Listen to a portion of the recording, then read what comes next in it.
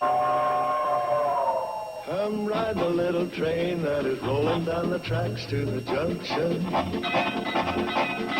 Forget about your cares, it is time to relax at the junction. Lots of curves, you bet, and even more when you get to the junction. Petticoat Junction. There's a little hotel called the Shady Rest at the junction. Petticoat Junction. It is run by Kate. Come and be her guest at the junction. Petticoat Junction. And that's Uncle Joe. He's a moving kind of slow at the junction. Petticoat Junction.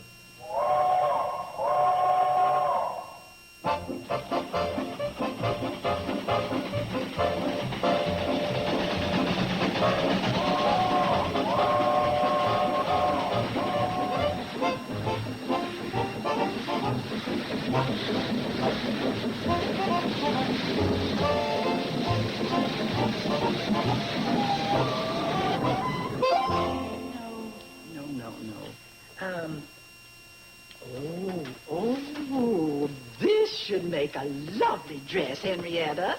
Well, that fabric runs a little steep, Selma. 60 cents a yard. The price is no object. It'll look stunning on you, dear. Mother, I don't care too much for that striped effect. Mother knows what she's doing. It'll hide some of that baby fat. Sam, I think I'll take 3 yards of this and 2 of this. Okay, I'll cut it for you. All right. Oh, be right with you, Kate. Hi, Henrietta. Good morning, Miss Selma. Oh, Mrs. Bradley. Mrs. Bradley? What happened to Kate? Oh, you do cling to the common touch, don't you? Very well, Kate. Oh, Sam, I meant to tell you I'll pay cash as usual. It'll help balance out for some of your always charging customers. Selma, I've been noticing your hat. Oh, do you like it? The flowers are lovely. But you ought to get busy and clear out some of that crabgrass. Gee, you didn't save that brilliant remark for the women's club on Wednesday. It would have opened the meeting with such a nice, dull thud. Here you are, Selma. Thank you very much. Thank you. There you are. Come along, Henrietta. You have a fitting with Mademoiselle Louise in Pixley. Bye, Kate. Mademoiselle Louise. Before she moved from Crabwell Corner, she was just plain old Lizzie Blodgett. Well, Lizzie or Louise, she sure gets a fancy price for her dresses. As much as $12, I hear. Yeah, well, it's Selma's money. Sam, how are your cantaloupes? Selma's sure making a big investment in Henrietta. High-priced yardage, expensive dressmakers, dolling her up at the beauty parlor. Mm-hmm. She's up to something. You got any idea what it is? Oh, I know. Rhubarb. You know what I think? I think Selma's getting Henrietta all fancied up to hook some fella. And 6 bunches of carrots. The kind of money she's spending, it ain't any local boy. Gotta be a city fella. You mean like Steve Elliott? Well, you finally got the hint. And a lug of tomatoes. Kate, I thought your Billy Joe was sweet on Steve Elliott. That's right. Well, if it was just Henrietta, I wouldn't open my yap. But when Selma Plout starts spinning her web... Sam, I'm staying out of it. Wonder what's taking Kate so long. Yo, Mr. Carson! Uh-oh. That voice had a familiar rattle to it.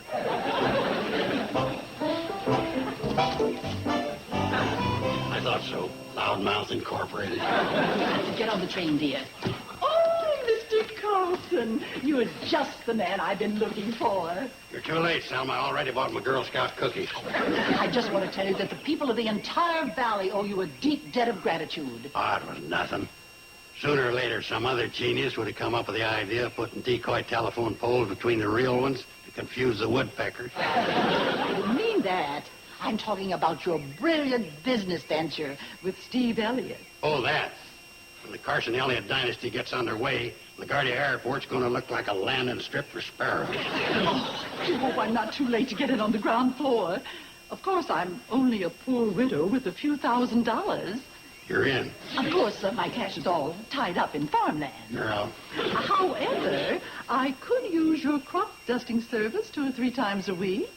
You're in again. And I must admit I carry a lot of influence with the other farmers, which should give your firm additional revenue. You're in with both feet. Oh! Selma, when you start drawing dividends, we not only will triple your investment, we'll quintuple it. Oh. Well, on hot days, you'll be fanning yourself with $1,000 bills. I can hardly wait. Oh, no, you dear man. Oh, Mr. Carson.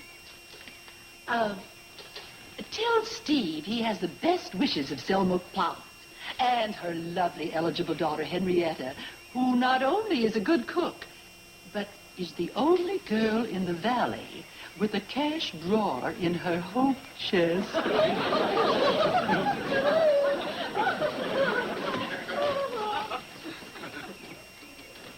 There goes a fine woman. What do you know about finance? Your pitiful little world's full of nothing but chasing cats and burying bones. Yes, sir. With Selma and her money behind us, our dynasty will take off like a rocket. Steve, will you stop that pounding and pay attention? This is the president of the Carson Elliott Company speaking. Yeah, well, if this plane falls apart in the air, there won't be any company. Like I was saying about her daughter, Henrietta ain't the best looker in the world. And on the other hand, she ain't the worst looker either. But with a mother like Selma, it just ain't her fault. Don't come to think of it, Steve, I can't think of a better wife for our business. With her at home waiting for you, you'll be just aching to put in longer hours. What do you think? Well, I hate to say it, but that whole rudder control's got to come out. Will you pay attention? You don't think of Henrietta as a girl. Think of her as a runway, a hangar, control tower. Well, it's just got to come out. See, you can't expect her to come to you. She ain't the pushy type. You've got to go after her. Hey, Floyd, what's holding us up?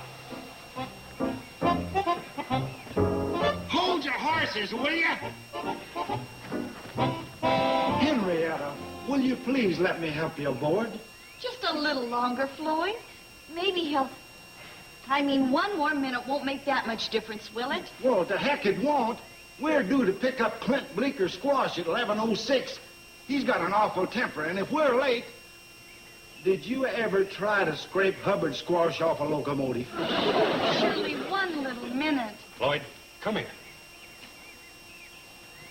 What do you want, Charlie? For crying out loud, Mr. Conductor, will you please help that girl aboard so we can get going? She don't want me to help her. Oh, so that's the way it is. Hey, Floyd, What do you want, Charlie? what time did Steve Elliott say he was coming back from the state capitol? I didn't know he went. I get it. About midnight, didn't he say? But at least, maybe even later. Say 1 or 2 o'clock.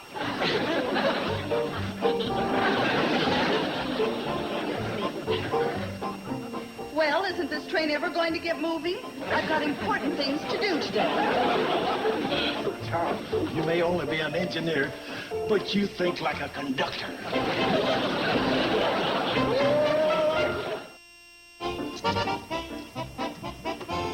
Well, I'm glad one of you showed up. I thought I was going to have to fix lunch by myself. Why don't you tell me you were going out? I already set a place for you. I'm not going out. Then why the glamour? Oh, Mother, can't a girl look presentable? Well, yeah, presentable is all right, but don't you think you're carrying things a little too far, wearing your weekend eyelashes on Thursday afternoons? Floyd, will you stop ringing that bell? Well, if you can toot the train whistle, I can ring this bell. Here, boys. Hi. Hello, Billy Joe. Hi, Kate. Hi. That was a good time, and we're just about to have lunch. Well, thank you, but we can't. We're running behind schedule. Yeah, we've had a lot of delays, and, hey, Billy Joe, how come you're wearing your weekend eyelashes on Thursday afternoon? What'd you have on your mind, boys? Well, Sam Drucker got this here phone call, and we're supposed to find out. Didn't you tell Mr. Drucker the answer is still no? I'm not going out with anybody who calls. Yeah, we told him, but this time the call wasn't for you. Oh. It's for Steve. Oh, well, he'll be down in a minute. He's upstairs taking a bath. We ain't got time to wait. We got a railroad to run. Yeah, we're 27 minutes behind schedule. If you give me the message, I'll see that Steve gets it. Okay. That's funny. I had it a minute ago. That is funny because it was never wrote down. Don't you remember when we come out of Sam Drucker's store, you says to me, Charlie, Sam's give us a phone message to give to Steve. Oh, yeah, now I remember. I was standing there when the call come in from Selma. And she was talking so loud you could hear clean over by the pickle barrel. That's nice. That's real nice. But the message. The message. Selma, it is very important that you get this message straight. Sam, I will, Selma. Boy, did you get to the part about what Selma said? The message. Selma, tell Steve there's no time to write a note because my beautiful daughter, Henrietta, has impulsively prepared oysters Rockefeller for tonight's dinner. Since there's only the two of us, it would be a good opportunity for you to enjoy a good home-cooked meal for a change. RSVP. Well, that's Selma Plout of all That was very well said, Floyd. Goodbye, boys. I forgot something. Signed, Selma Plout and her ravishing daughter, Henrietta. Mom, they're fighting dirty, and I've got to fight back the same way. Well, I suppose you could, No, it's got to be dirtier than that. This is a case for Uncle Joe. I know Selma Plout has promised to back your airplane empire, but does that mean she has to steal my boyfriend for Henrietta? Billy Joe, you're just too young to understand executive thinking at the top level. And I don't care about it. I'm your niece. Well, you got a point there. Blood is thicker than water. Oh, Uncle Joe. On the other hand, gold is thicker than blood.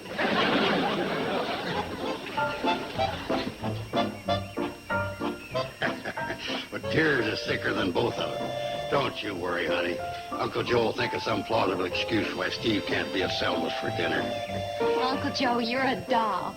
Oh, my. You just kissed a 180-pound rat.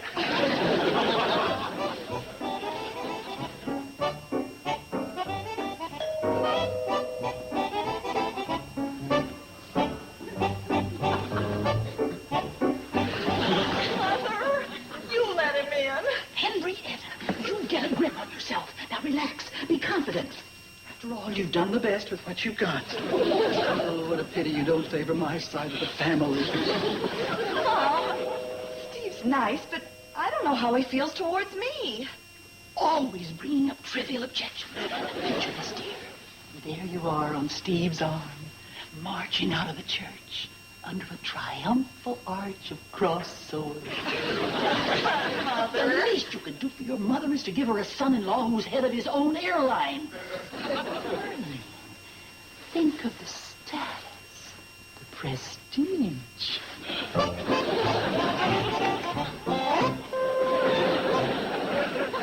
Mr. Carson, come in. Hi, Henrietta. Hi, Selma.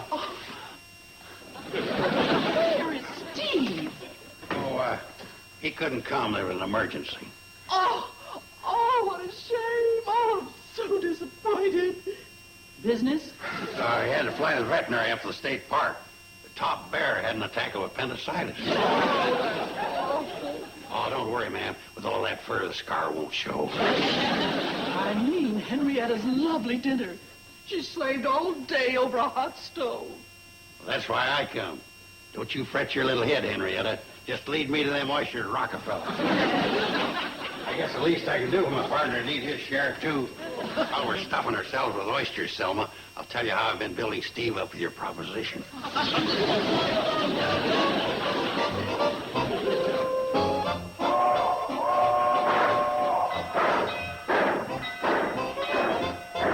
There she goes.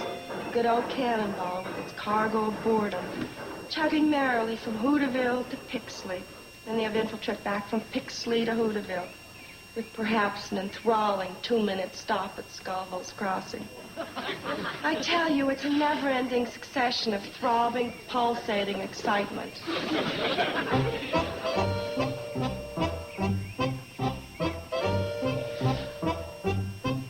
No, I don't believe it.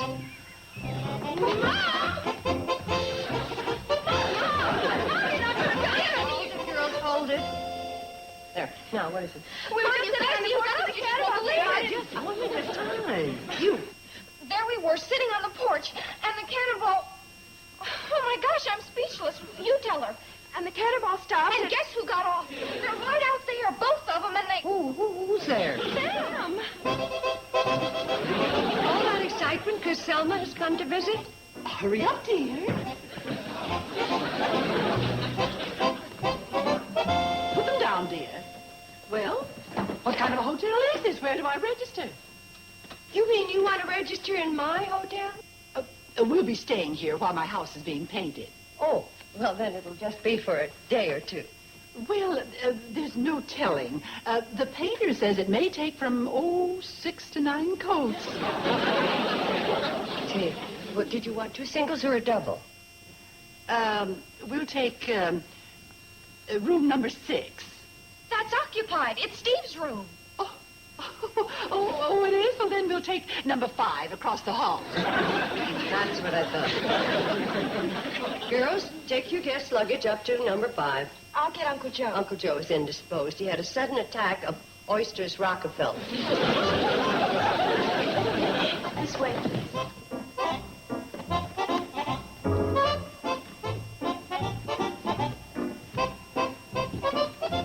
Hey, Mom, I want to ask you a question. Just in case Steve should happen to ask me to go for a ride in his plane tonight, would you let me? Mom, wasn't that Selma Plout that just went up the stairs? Yep. And Henrietta. Well, why are Bobby and Betty carrying their luggage? They wouldn't. I mean, you wouldn't let... You did. Look, this is a hotel, and they're staying a few days while their house is being painted. Mom, Selma just had her house painted 2 months ago. I mean, why would they tell you a story like that and check in here? Why? Because Selma is a conniving, scheming, underhanded individual. She is also something very near and dear to my heart. What? A paying guest.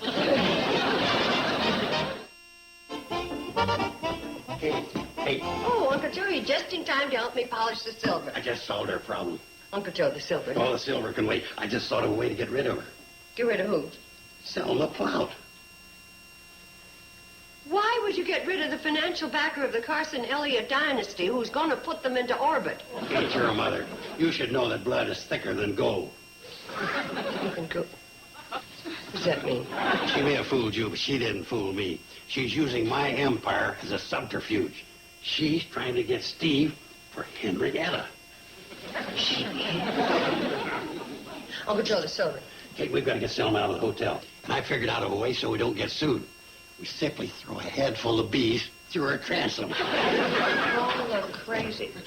Look, you are staying out of it, and I am staying out of it. Uncle Joe, the silver.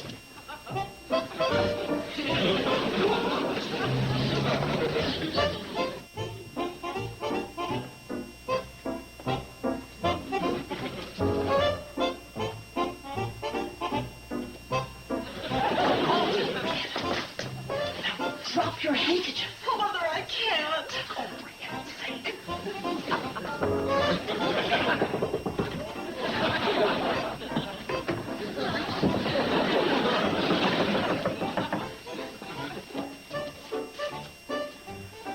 Pardon me, but I believe you dropped your handkerchief.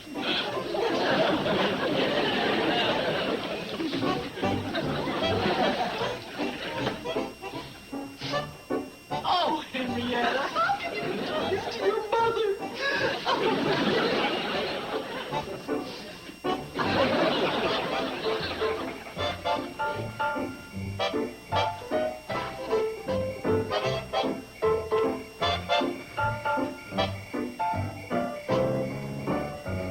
Hi, Billy Joe.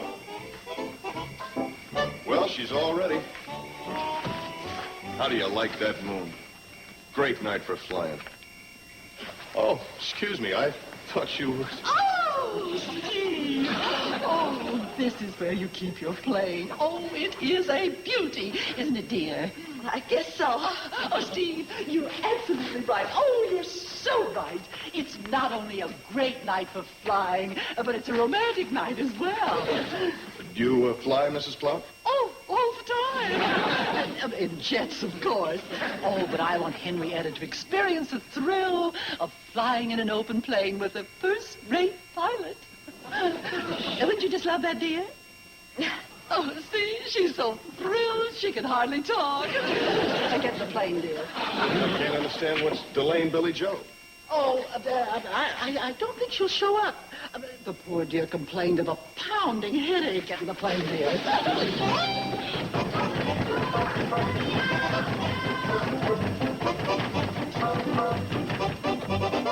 Oh, thanks, Mom. Gosh, I've been pounding on that door for 20 minutes. I no sooner found this flashlight for Steve when bang went the door. Who could have been so stupid? Not stupid, smart. That's Selma Plout. This time she's gone too far.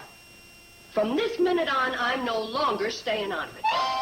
We never turn you down, Kate, but this time you're just asking the impossible. Yeah, Kate, we're sorry. But, boy, Selma Plout isn't interested in Steve as a person. All she wants is a flyer in the family so she can brag and feel important. Well, we'd help you if Steve wasn't involved. Yeah, you're asking us to give aid and comfort to the enemy. You call Steve Elliott the enemy? Well, he flies a plane, don't he? It's the age-old battle to the death between the noble iron horse and the vultures of the sky. That's exactly what it is. Now, what do you want us to do?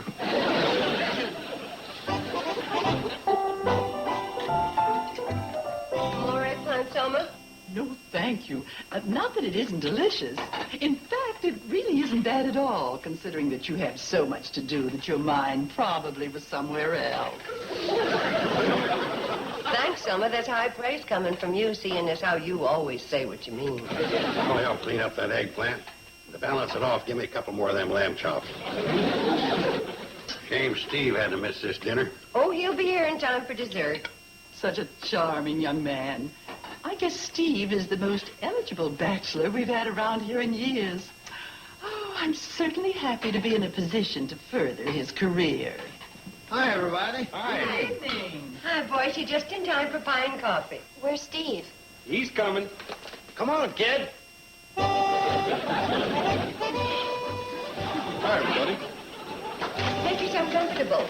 I'd like to have you all meet the new brakeman on the cannonball. He didn't do so bad for the first day. You gotta remember, Steve, when you finish waving your red flag at Stover's Crossing, you gotta roll it up, or Bud Larkin's bull will follow the train clean into Pixley. I remember that, Mr. Smoot.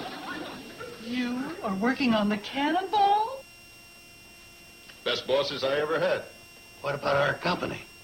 Oh, flying is all right, but railroading, well, it's steady, less dangerous. And it makes me feel like part of the community. Pie, Selma? No, thank you. I'm not hungry. Well, Sergeant True, it was nice having you. Thank you. And, you're welcome back, Selma, anytime you have your house painted again. Why? I'll take these. Never mind. Henrietta carried them in and she can carry them out.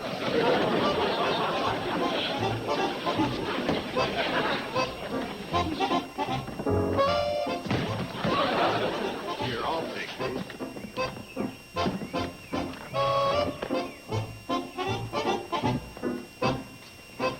Well, we certainly had a narrow escape.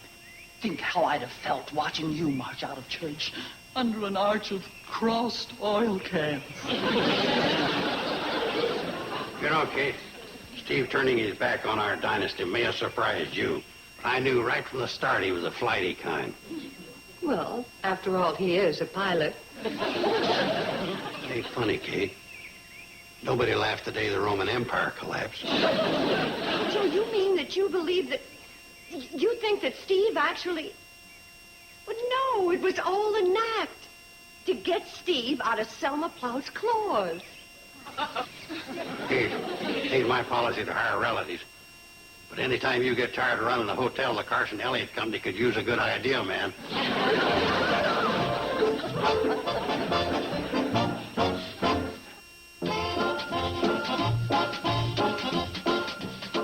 Let me invite you to spend your Saturday in Hooterville with Green Acres and Petticoat Junction. And y'all can watch all morning for a slight surcharge. It's a good deal. Hooterville Saturday, tomorrow morning, starting at 6 Eastern, 3 Pacific, only on TV Land.